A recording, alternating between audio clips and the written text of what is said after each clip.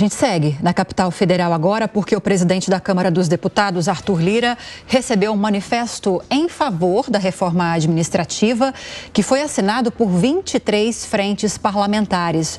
E para falar mais sobre isso, recebemos agora o deputado federal Domingos Sávio, do PL de Minas Gerais, que preside, inclusive, uma dessas frentes, que é a Frente Parlamentar de Comércio e Serviços. Deputado, bem-vindo ao Jornal da Manhã. Bom dia. Bom dia, Lívia. Bom dia a todos que nos acompanham. Prazer falar com vocês. Pois é, esse manifesto divulgado por essas frentes só aumenta a pressão que já tem sido feita, principalmente por Arthur Lira, presidente da Câmara dos Deputados, sobre o governo, para que seja feita uma reforma administrativa.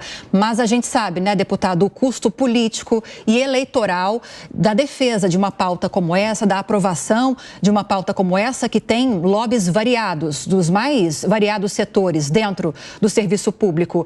Quais são as chances reais de uma pauta como essa avançar agora, em 2023?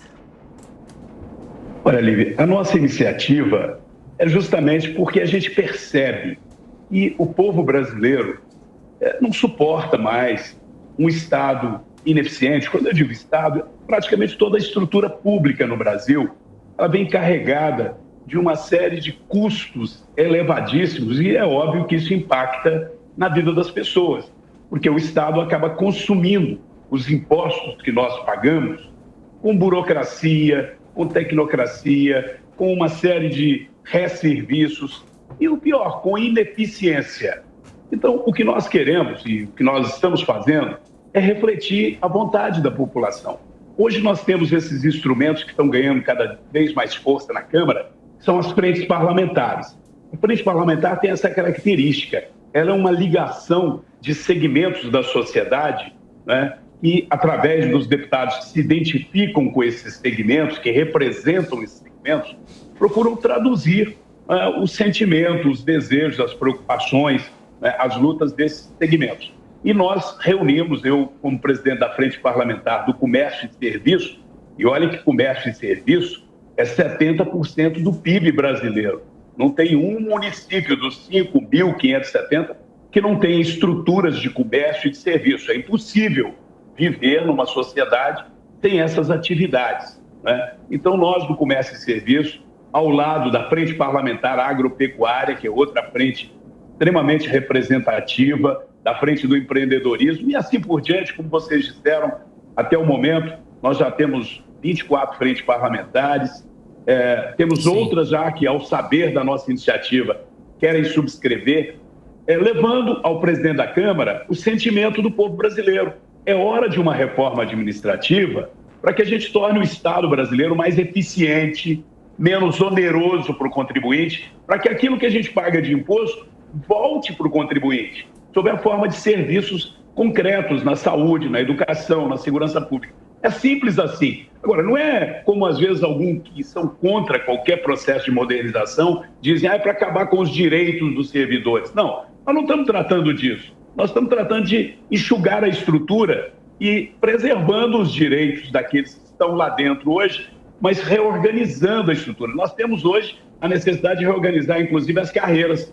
A máquina administrativa é do tempo do telégrafo, da máquina da tirografia. Ela incorporou na prática algumas tecnologias, precisa melhorar, mas a estrutura funcional é antiga. Então você tem excesso de funcionários em alguns lugares e falta de gente qualificada em outros. Ok, deputado. Então não significa que vai fazer para tirar direitos ou empregos, mas para modernizar, tornar mais eficiente daqui para frente. Ô, deputado, uma questão é a seguinte, a gente está na discussão da reforma tributária, o arcabouço fiscal já passou pelo Congresso e a pergunta que fica é a seguinte, é uma reforma importante, claro, mas qual é o clima político para uma possível aprovação ainda nesse semestre? Olha, nós estamos tomando a iniciativa, Tiago, justamente para passar para o presidente da Câmara e passar para a população que há clima político, sim. Ainda que uma parcela do atual governo, né, que tem uma visão muito estatizante, tenha uma enorme dificuldade de discutir esse tema, às vezes até, eu diria, rejeita discutir o tema, a população brasileira, a gente percebe isso claramente, sente que a máquina pública está obsoleta, está ultrapassada, né? Eu não estou aqui fazendo disso uma crítica ou um respeito ao servidor público. Não, eu tenho um respeito enorme pelo servidor público. Eu fui prefeito antes de ser deputado estadual, deputado federal. Eu sei que essa é uma missão que alguém escolhe na vida, faz um concurso público.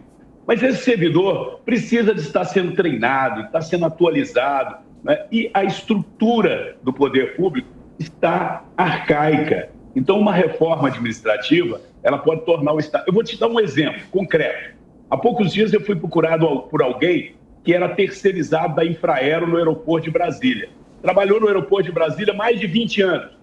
Mas ele saiu porque ele era terceirizado. Eu até estranhei, falei, poxa, mas quem ganhou a concessão não aproveitou? Aí a resposta dele, aproveitou. Mas na minha função, haviam 47 pessoas trabalhando. E hoje tem 3 pessoas trabalhando. Por quê? O serviço piorou? Não. Mas era tudo arcaico. Hoje você tem câmeras, você tem uma série de coisas automatizadas, você moderniza, inclui tecnologia, e com isso você torna o serviço mais eficiente, menos oneroso para a nação. Agora, neste caso, era serviço terceirizado. No serviço público, os servidores que aí estão, eles são concursados. O que nós acreditamos que poderá ocorrer com o servidor público é que eles sejam treinados para desenvolverem melhor as suas atividades, possam, inclusive, ser mais valorizados, que ao invés de você ficar o tempo todo tendo que contratar mais gente, você pode utilizar com eficiência os quadros que você já possui e valorizar, inclusive, mais o servidor público. Na abertura, agora, melhorar deputado, o serviço público é imprescindível. Na abertura da entrevista, eu destaquei a preocupação do governo em relação ao avanço de uma pauta como essa. No começo da semana, o ministro de Relações Institucionais, Alexandre Padilha, destacou que a aprovação de uma reforma administrativa nos moldes da que já foi apresentada, em 2021 avançou, inclusive, na comissão especial na Câmara dos Deputados, destrói o serviço público. O senhor vê como uma possibilidade, talvez, o governo negociar o não avanço dessa reforma no Congresso Nacional, na Câmara dos Deputados, mediante uma aceleração da reforma administrativa, aliás, da reforma ministerial? Olha, eu acho que a nossa iniciativa, eu insisto, ela vem refletir a vontade da população, da ampla maioria da população brasileira, que compreende que é preciso melhorar a qualidade dos serviços públicos, é preciso você tornar o serviço mais eficiente, incorporar tecnologias. Agora, a nossa iniciativa, inclusive, serve para provocar também o governo, e é claro, é fundamental que o governo, né, tome iniciativa de ver o que ele pode propor de melhor. Não é simplesmente dizer, não vamos fazer. Eu vou dar um exemplo concreto, me dirigindo ao servidor público. Olha, o governo vem e diz que para o ano que vem ele só pode dar 1% de aumento, ou no máximo 1% de aumento. Não cobre nem a inflação, já vai acumulando mais perdas para o servidor público. Ora, é bom para o servidor público ter uma máquina inchada? E quando eu falo de máquina inchada, eu estou falando também do legislativo, né? Nós temos um excesso de cargos de livre nomeação, chamado cargo de confiança, ou, entre parênteses, muitas das vezes, cargo político. E isso é um vício do serviço público. E isso acaba comprometendo a capacidade do poder público até de remunerar dignamente o servidor público. Então, uma reforma administrativa, ela é perfeitamente possível de ser feita valorizando o servidor público. Valorizando o serviço público no sentido de modernizá-lo, de incorporar tecnologias, né? Então, eu acho que o ministro Haddad, e nós vamos procurá-lo, a ministra Simone Tebet, enfim, aqueles que estão com a obrigação do planejamento e têm a chave do cofre, eles precisam de compreender que nós precisamos de gastar mais com o cidadão, melhorando a qualidade de vida da população, que é o cidadão que paga os impostos, paga o nosso salário, do que consumir esse dinheiro com burocracia pública ou com cargo político. Perfeito.